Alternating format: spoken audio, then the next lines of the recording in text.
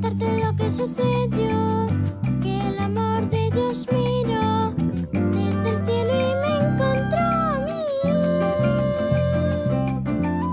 Todo lo quiso compartir conmigo y me envió a Jesucristo. Me ama y es para mí. Me ama y es para mí. Capítulo 61. Asombroso. Entre las muchas parábolas que Jesús enseñó a sus seguidores, hay una en la que comparó el reino de Dios con una semilla que es la más pequeña de todas las semillas que hay, o sea, el grano de mostaza. ¿Qué quiso decir Jesús con esa comparación? Pues Jesús intentaba explicarnos que son las pequeñas cosas, los pequeños detalles en nuestro comportamiento, los que van cambiando una vez que aceptamos al Señor en nuestro corazón. El cambio va de adentro hacia afuera, al igual que esa semilla de mostaza que el sembrador entierra. Nadie la ve al principio, pero ahí está. Y a medida que el tiempo pasa y que la tierra recibe el agua y el sol, poco a poco va apareciendo algo pequeñito, pero que en el futuro dará alimento y sombra a mucha gente, ya que el árbol de mostaza es enorme y sirve para muchas cosas. También en otra parábola Jesús dijo que el reino de Dios era como una pequeña perla, pero de mucho valor. Tanto valor tiene esa pequeña perla que cuando un comerciante la encuentra en su terreno, escondida bajo la tierra, al darse cuenta del valor que esa perla tiene, da todo el dinero que tiene con el fin de adquirir esa tierra para sí mismo. Así de valioso es tener a Jesús. Nada en este mundo tiene tanto valor como tenerle en el corazón. Y si cuidas ese tesoro, pronto se te verán los buenos frutos, o sea, las buenas actitudes hacia los demás, que es lo más importante. Si te das cuenta, Jesús nunca trató mal a nadie. Al contrario, muchas veces recorrió caminos muy difíciles con tal de hacerle bien a alguien y aliviarlo de su mal, como ocurrió en la historia que te voy a contar ahora. Jesús sabía que alguien le necesitaba a la otra orilla del lago de Galilea. Así que pidió atravesar el lago en barca junto a sus discípulos. Eran buenos pescadores y conocían perfectamente el lago, pero ocurrió que a mitad de la travesía se levantó una grandísima tempestad. Jesús, por su parte, al comienzo de la travesía, se echó en la parte trasera del barco a descansar un poco y se quedó dormido. En el momento de alzarse las olas, Jesús seguía durmiendo, pero las olas se alzaron aún más y empezaron a entrar en la barca. Ya no eran olitas pequeñas, que va, eran olas tremendas, que daban muchísimo miedo y que desde luego despertarían a cualquiera, menos a Jesús, que aún no se había enterado. Entonces algunos discípulos le gritaron asustados: «¡Señor, es que no te importa nada! ¡Nos hundimos, Señor! ¡Nos morimos ahogados en el lago! ¡Despierta!». Entonces Jesús, al despertar y ver el panorama, se puso en pie y, agarrándose del mástil del barco, regañó al viento, mandándole que se callara, y al mar le dijo que ya no levantara más olas. Y el viento y el mar obedecieron a Jesús, ya que eran sus criaturas. Recuerda que Jesús era y es la segunda persona de la Trinidad, la palabra creadora de Dios, la que al principio de todo fue creando todo lo que existe, incluidos tú y yo.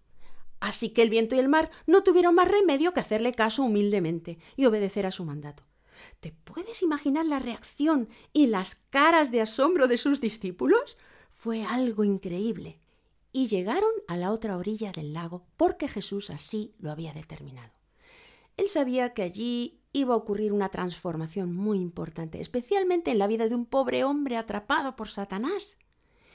Y justamente nada más llegar la barca a tierra, les salió al encuentro de entre los sepulcros, ya que por allí había un cementerio, un hombre prácticamente desnudo, dando grandes voces y lleno de heridas por todo el cuerpo. El hombre vino corriendo hacia Jesús y cayó de rodillas delante de él, mientras le gritaba: «¡No! ¡No me agobies, Jesús! ¡No me molestes ni me castigues!». Jesús le miró a los ojos y le preguntó: «¿Cómo te llamas?». «Me llamo Ejército, porque somos muchos, pero no me eches fuera de esta región. Jesús, Hijo de Dios, por favor». Los discípulos iban de susto en susto. Aquello no era normal. Pero lo que sucedió entonces fue algo todavía más tremendo. Jesús le dijo: «Ejército, os doy permiso para entrar en aquella piara que está en aquel monte junto al mar». Y dicho y hecho, de pronto el hombre cayó en tierra como un saco. Inmediatamente los cerdos de aquella inmensa piara se volvieron como locos y uno por uno fueron hacia el monte y se tiraron al mar desde aquella enorme cima. Y claro, se mataron todos.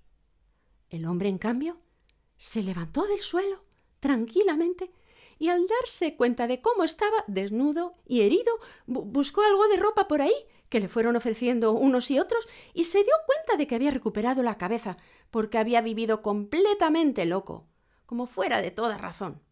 La gente no salía de su asombro, aunque tímidamente comenzaron a alegrarse con el hombre. Y antes les daba pánico siquiera encontrárselo por el camino. En cambio ahora el hombre parecía tan normal. Estaba cuerdo. Lo que hablaba tenía sentido. Y estaba vestido. Aquella noche hasta se fue a lavar, cosa que hacía mucho tiempo que no hacía. ¿Te imaginas cómo olería? Y poco a poco se recuperó, tanto que hasta le pidió a Jesús que le dejase ir con él entre sus discípulos. Pero Jesús tenía otros planes para aquel hombre.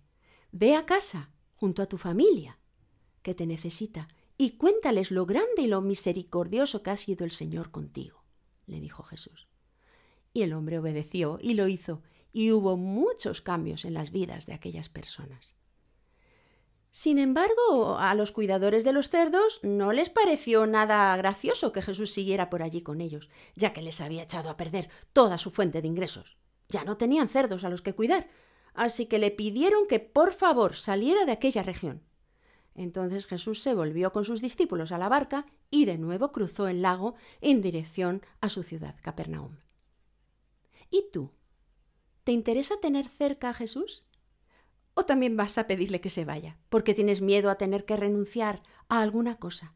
Piénsalo bien. Pero te digo que con Jesús, aunque te toque perder algo, a la larga siempre saldrás ganando. Como aquel hombre, su vida había cambiado para siempre. ¿Qué pensaría su familia al verle venir vestido, sin gritar y completamente cuerdo? Piensa que Dios ha creado a todos los animales, pero la imagen suya, la imagen de Dios, solo la ha puesto en el ser humano. Y por eso dio a Jesús en sacrificio, no por los gatos, no por los pajarillos, ni por ningún animalito, sino por ti y por mí.